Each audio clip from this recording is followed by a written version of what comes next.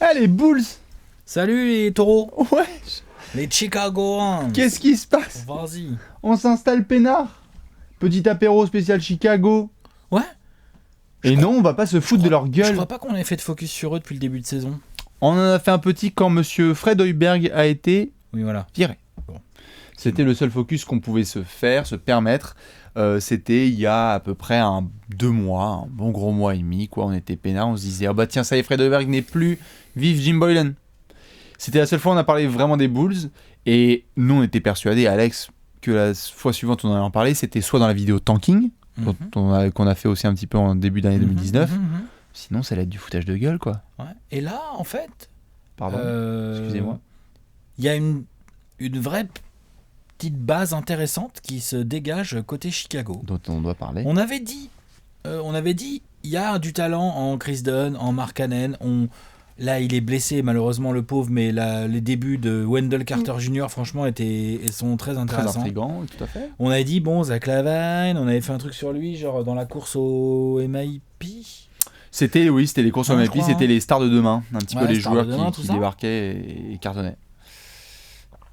Et là, sur cette fin de saison où Chicago ne joue rien, ils ont 16 victoires, je crois, pour 44 ou 45 défaites. Ouais. Ils jouent rien, si ce n'est de pas gagner trop de matchs non plus, parce que bon, fallait quand même éviter que les autres copains passent d'avoir devant. quand même un tour de draft un peu correct. Et ben ils en gagnent quand même des matchs.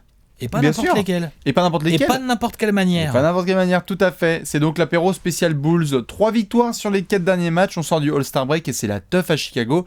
Il y avait déjà eu des éléments intéressants dont on va devoir parler parce que je te propose de faire chronologiquement. Vas-y. Comme tu l'as dit, début de saison, Zach Lavine plutôt seul. Oui. Parce que Mark Cannon est blessé, Bobby Portis. Bobby Portis blessé, Wendell Carter qui doit quand même prendre quelques marques, Chris Dunn blessé aussi. C'est ça. Robin Lopez, pas sûr de pouvoir trop compter sur lui. C'était un peu le Dawa, Fred Hoiberg style. Et en fait, Mark Cannon revient gentiment à la compétition. On voit quelques premières minutes déjà avec Wendell Carter, mais c'est trop instable à Chicago et il va avoir un changement de coach. Ouais. Et donc c'est là que Monsieur Boylan arrive. Bon, je pense qu'on est d'accord, Alex. Moi perso, c'est pas ma tasse de thé. Non, moi non plus. Clairement pas. On peut dire ce qu'on veut. Il a parfois des déclarations intéressantes en sortie de match, mais d'un point de vue global, je pense que c'est vraiment un intérimaire jusqu'au 13 avril. Les rotations sont cheloues. Mais il n'empêche que lui, depuis 1 mois, il arrive à développer 2-3 choses. C'est-à-dire que même dans cette espèce de marasme des Bulls, à la fois dans l'identité de jeu et dans ce qui est construit vraiment, parce que tu te dis pas, Stéphane de Chicago, que tu vas pouvoir compter sur Boylan, je pense, sur la durée. Non, Je pense que le 13 avril, il pack up ses luggage et terminé.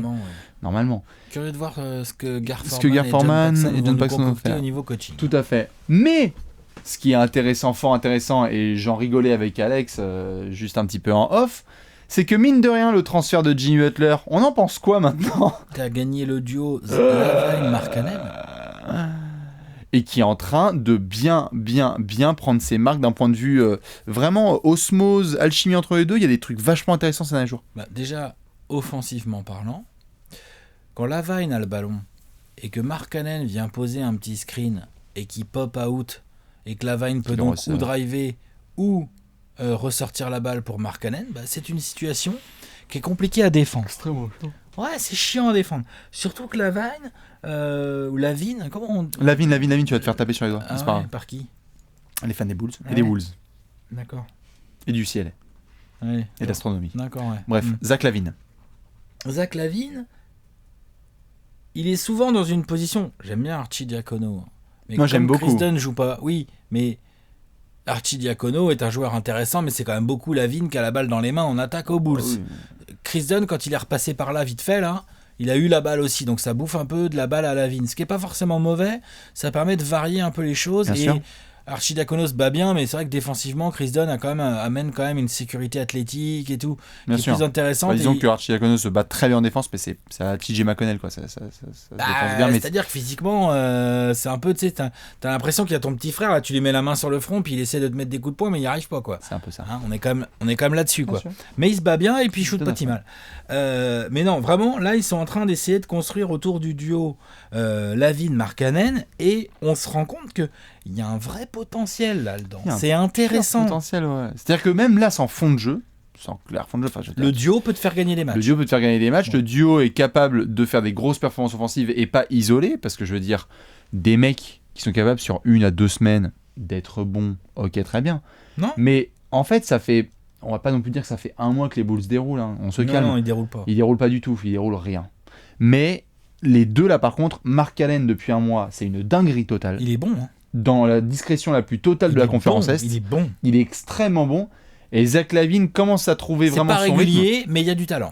Ouais, et surtout, je trouve, et c'est ça qui était vachement bien, on en avait parlé justement dans l'apéro en plein automne sur l'évolution un peu de Zach LaVine et ce qu'on allait voir sur la deuxième partie de saison. Markkanen monte en température. LaVine commence à faire du playmaking. Un peu. C'est pas à mon tour de shooter, c'est à moi. J'en mets 40 sur les Celtics. La veille à Orlando, je distribue un petit peu. Je défends. Il commence à comprendre que l'élite des arrières ne se focalise pas uniquement sur des jump shots. Quoi. Premièrement. Deuxièmement, là, plus récemment, ils se sont fait déboîter, ils se sont fait battre par Milwaukee. Oui. Ça arrive à des gens bien. Ça arrive à plein de gens. Il a eu du Middleton, du Brogdon, du Tony Snell, tout ça, des gars très relous sur lui, LaVine. Donc il a eu beaucoup de mal à scorer, mais il a 8 ou 9 passes d'ess. Bien sûr. Bon, c'est bien. C'est bien, Pépère, j'ai envie de dire, ça c'est la bonne direction. C'est exactement ça. Ça commence à bien se développer, on l'a vu, et c'est notamment le match à Orlando, pour ceux qui l'ont vu. Victoire un petit peu dans le Money Time. D'ailleurs, je vais te laisser la plateforme après pour te faire plaisir. C'est pas normal qu'il y ait une victoire des Bulls dans ce match. Non, c'est sûr. Désolé, mais là... Mais tu as Markkanen qui est vraiment très clutch parce qu'il fait le boulot dans le hustle, dans l'énergie. On en avait parlé pendant sa saison rookie, on se disait, est-ce qu'il peut tenir physiquement ? Clairement, il peut grave. Clairement. De toute façon, c'est simple, Markkanen, allez voir ses stats sur les 10-12 derniers matchs. C'est lourd. On est à quoi ? 27 points, 13 rebonds, 40% à 3 points. Non, mais c'est d'une saleté. Il est sale. Très sale. En plus, avec qualité athlétique et tout ce qui va avec.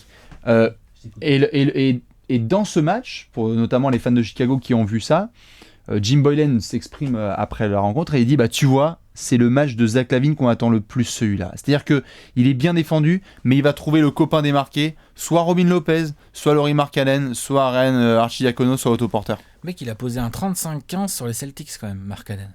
Pendant que LaVine mettait 40 points, là. 42. Bien sûr. Il a mis un 35-15 dans la bouche. Tout à fait. Premier duo depuis Jordan et Pippen à mettre 75 points. Et juste avant, ouais, c'est vrai qu'elle est belle celle-là. On va commencer à faire des phrases où on va te sortir des Jim Boylan, LaVine Markkanen qui te fume des records de Pippen Jordan. Celle-là est quand même belle. Hein. Celle-là, ça, c'est beau. On n'a pas vu venir. Et juste avant, là, contre le Magic, Markkanen avait quand même... Bon, il n'a pas très bien shooté ce soir-là, mais là, j'ai les stats sous les yeux.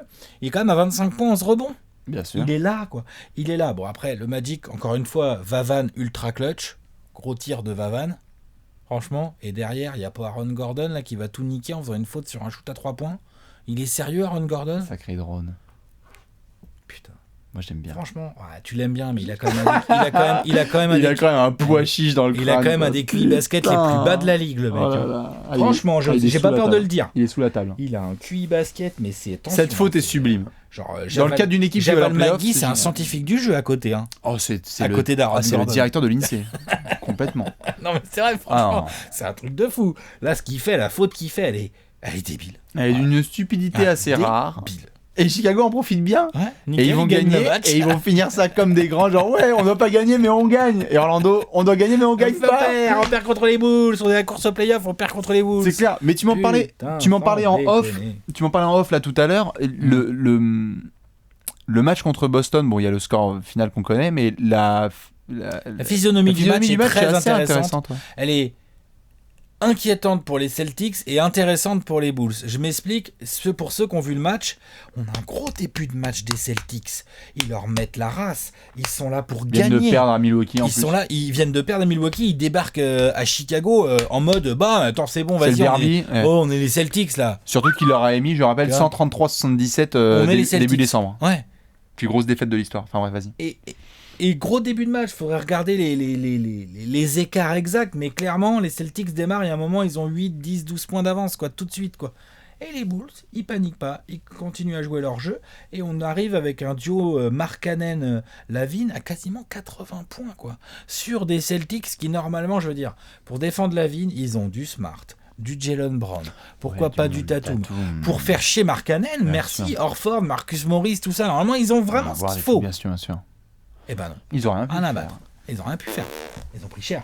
Ils ont pris cher et ça, c'était point d'exclamation sur un très bon C'est pour ça que je mois. dis ça peut être considéré comme inquiétant pour les Celtics, mais c'est surtout très intéressant pour les Bulls. C'est ça, c'est hyper intéressant parce que comme on l'a dit en plus, que tu aies une performance isolée très bien, mais là donc ça fait un mois à peu près que c'est vachement bien. Et ça nous mène donc à la suite, c'est-à-dire là dans le cadre de la reconstruction globale des Bulls, si on doit se permettre de dessiner un paysage un petit peu optimiste, tu es capable là de te réveiller tous les matins et de te dire Lavine et Markkanen, vamos. Surtout avec un... Moi je suis désolé, Wendell Carter Jr., je le trouve très complémentaire de Markkanen. Moi tu sais ce que je pense d'Otto-Porter. Et Otto-Porter, donc du coup il te manque un meneur, j'aime bien Chris Dunn. Bah ça on va en parler. Mais on va voir. Mais en tout cas, Lavine en 2, Otto-Porter, je parle pas de son salaire, je parle du joueur, il fit très bien mais et surtout en termes de style de jeu, il fit vraiment bien entre Lavine et Markkanen. Otto-Porter peut exister sans le ballon. Il faut le nourrir et il faut le faire shooter, mais il peut défendre et exister sans le ballon. C'est bien ce que Lavine. Il a mis une piquette à 35 Lavine points. Sans le ballon, déjà c'est un peu dommage, et 2, il est encore loin du compte, tu vois. Non, bien sûr, il y a encore du taf. Ouais. Bien sûr. Donc autant qu'il ait le ballon. Mais Otto-Porter d'ailleurs a fait une pure perf avec les Bulls. Exactement. Et après t'as une raquette Markkanen Wendell Carter. Bah j'aime bien. Bah moi j'aime bien. Ah, en termes de potentiel, attention, et de complémentarité. Wow. Non, c'est hyper intéressant. Je trouve ça bien qu'ils aient gardé Robin Lopez finalement. Un blog des Bulls, dont j'ai perdu le nom là, merde. Un blog ricain des Bulls. Blog Bulls. Je sais plus comment il s'appelle. Qui avait fait un montage, genre il comparait pour eux un Markkanen Wendell Carter. C'est un peu comme si t'as un Dirk Orford. Donc ça s'emballe bien fort. Ça s'emballe bien fort à Chicago. Non, mais c'est pour vous dire à quel point c'est intéressant cette affaire. Parce que ça y est, ça s'emballe. Pose ce flingue, pose cette bouteille. Markkanen, c'est Dirk. Et puis Wendell Carter, genre son plancher, c'est Orford limite. Tu vois, c'est même sous le plancher. Hein. On est dans la cave. Donc ils sont bons, ils sont jeunes, ils ont du talent. Ce que j'aime bien, c'est que Markkanen Orford, après je viendrai sur la vie, mais il y a du bon QI basket. Ah oui. Hein? Ah non, mais ça joue bien en fait. Comme on l'a dit, dans une équipe où pourtant, je veux dire, tu regardes les Bulls jouer, tu te dis pas genre ah oui ils vont exécuter ceci, cela, c'est assez libre, c'est assez open bar. Donc si en open bar ça joue comme ça, peut-être qu'avec un coach bien autoritaire qui a de l'expérience, ça peut le faire. Tu parlais là de meneur, c'est vraiment un dossier qui va être intéressant à regarder cet été parce que lui il est en fin de contrat, enfin faut le signer là, c'est le rookie là. Non, en fait Chris Dunn, il est encore sous son deal rookie. Tu as la possibilité de le mettre soit sur une prolongation ou bien en qualifying. Non, ou bien attendre qu'il soit restricted la saison prochaine. Donc selon les insiders des Bulls, en tout cas moi les plus récents. Une grosse prolongue là. Non, pas une seconde. Bah en tout cas, ce qu'ils ont dit clairement qu'ils aimeraient faire, c'est arriver jusqu'au camp d'entraînement, voir ce qui s'est passé pendant la free agency. S'il y a eu une signature, très bien. Et à ce moment-là, Dunn devient soit un backup, soit on le laisse partir vers ailleurs. Soit à ce moment-là, on essaie de faire une approche sur un prix potentiel parce que ils ont besoin, ils l'ont dit, d'un meneur d'expérience. On parle de Ricky Rubio, on parle de Darren Collison. Pourquoi pas ? Ce sont des cibles. Darren Collison et Ricky Rubio sont des cibles. En tout cas, après, je laisserai les fans des Bulls en parler en commentaire, mais je crois que c'est vraiment des gars qui ciblent cet été parce que t'imagines un Rubio ou un Darren Collison là-dedans, vétéran qui a connu le taf, qui fait genre ok et qui a pas besoin du ballon pour vivre. Non, j'aime bien. Ça pourrait être pas mal. Même, hein. Collison moins. Rubio est quand même bien. C'est dommage d'avoir Rubio dans ton équipe et de pas lui filer le ballon dans les mains. Je me suis mal exprimé. Des joueurs qui ne sont pas vénères s'ils n'ont pas trop le ballon dans les mains. Voilà. C'est pas des scoreurs. Oui, c'est ça. Et ça peut bien compléter parce que les deux défendent bien et tout. Donc ça va être intéressant de voir cet été les Bulls qui ont du cap. De toute façon, ils en ont un petit peu. Terry Rozier. Non. Ils veulent de l'expérience plus. Ah, de l'expérience, ouais. Qui tu vas aller voir sur le marché là dans les meneurs? J'essaie de faire une liste un petit peu là, alphabétique. Atlanta, Boston, y a pas. Goran Dragic, Charlotte. Darren Collison, j'aime bien. Dragic, attention à comment il a demandé. Ouais. Il a pas encore un an lui Dragic là, il a pas une player option encore. Si, à 19 donc c'est un trade, c'est compliqué. Mais c'est vrai que c'est un peu le poste que tu as envie de chercher là pour Rajon Rondo. Pas de Beverley. Rajon Rondo. Comme toutes les franchises, pas de Beverley. Rajon Rondo. Rondo de retour à Chicago. Pas de Beverley là. Ouais, pas de Beverley, il est parfait à côté de il la est vie. Pas de Shaitan lui d'ailleurs. Il est tellement parfait à côté de trop de ça serait derrière trop lui. Bien. Non, à Phoenix, merde. Oh. Pas de Beverley, ça fait combien de temps que je l'attends à Phoenix? Pat, si t'hésites entre les Suns et les Bulls, prends les Suns. Le soleil, l'Arizona, les cactus, la bonne bouffe, la météo et le culinaire. Bah, ça va, Devin Booker et DeAndre Ayton, c'est pas forcément tellement moins bon que Lavine et Markkanen. Je suis d'accord. Mais et puis ils ont un problème de coach les deux, parce que Jim Boylen, j'aime bien. Je sais pas s'il est tellement meilleur que Kokoschkov. Je demande à voir. On est d'accord, franchement. Donc là, je demande à voir. Là, il y a un peu de travail. Et puis en termes de management, tu sais qu'en termes de tête de con à la tête du club. Franchement, ça discute, hein, parce Ça, que c'est bon, clair. c'est ça qui est assez surprenant, c'est que Gar Forman et John Paxson, on se moque beaucoup d'eux, on se moque parfois de leur choix. Ils ont insisté longtemps sur Heuberg pour finalement finir la tête dans le mur, à le virer là en cours de saison et tout. Curieux de voir ce qu'ils vont faire cet été en termes de choix sur les meneurs et en termes de choix de coach. Si tant est qu'ils changent de coach, ça se trouve, ces mecs-là, ils vont nous laisser Jim Boylan. Hein. Non, ils vont quand même pas faire ça. Tu vois ce que je veux dire? C'est ça qui est un peu flippant, c'est vraiment le poste de meneur et celui de coach. Mais c'est vrai que comme tu le disais tout à l'heure, là, a posteriori, leur trade de Butler est plutôt bien joué. Hein. Quand tu regardes le transfert maintenant... Les mecs, ils ont lâché Justin dis, Patton et Jimmy Butler, ils ont lâché. Pour avoir Lavine et Markkanen. Lavine et Markkanen notamment. Non, pas Et Chris Si, Chris tout à fait. Non, c'est pas mal. non, c'est très très bien joué. Finalement, sur la longueur, tu regardes et tu te dis genre, bon, bah écoute, c'est bien fait. Typiquement, le genre de trade, tu te réveilles 2 ans plus tard, tu fais putain, c'était pas mal en fait leur truc là, c'est bien joué. Ouais, ils se sentent assez bien. C'était cool, je trouve que la trade deadline, j'en parlais un petit peu avant, où finalement Robin Lopez n'ait pas été bougé parce que je crois qu'en secret dans le Expérience, vestiaire. dans le vestiaire, je pense que c'est pas mal. Ouais. Parce que sinon, c'est qui en fait? Cristiano Felicio? Enfin, pour faire des beignets de morue, ça va, mais sinon, le reste. Ah non, c'est clair. C'est bien d'avoir gardé Robin Lopez. Il faudra essayer de voir justement s'il y a un vétéran comme ça qui voudra venir cet à la main, été. ça serait vraiment parfait. Ça serait vraiment idéal. Dans tous les cas, et ça c'est surtout le gros message, je ne pensais pas le dire, mais en ce moment, si vous regardez les matchs la nuit, c'est cool. Regardez les Bulls, putain. Je pensais jamais dire ça. Donc on répète, hein, parmi les équipes à regarder cette saison, il y a les Bulls, les Kings, les Nets. Qu'est-ce qui se passe? J'adore cette phrase. Même les Hawks. Hein. Les Hawks, c'est cool aussi. Hein. On en parlera un jour. Hein, tout à fait. grave. Dans tous les cas. Le nouveau Nash Stoudemire là. Ah bah oui, ça, c'est ça, avec hein. Trae Young et John Collins, mec, t'inquiète, hein, on attend juste Mike D'Antoni pour mettre 140 points par match. Oh putain, Mike D'Antoni serait parfait comme coach pour vous là. T'inquiète, on arrive.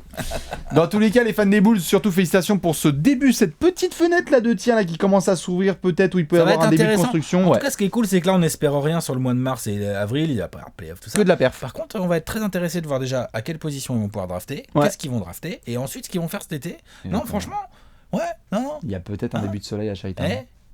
Windy City là, hein. Exactement. Allez, on y croit. Profitez bien, fans des Bulls, de cette fin de saison et à la prochaine. Allez, ciao. À la loterie. Ciao.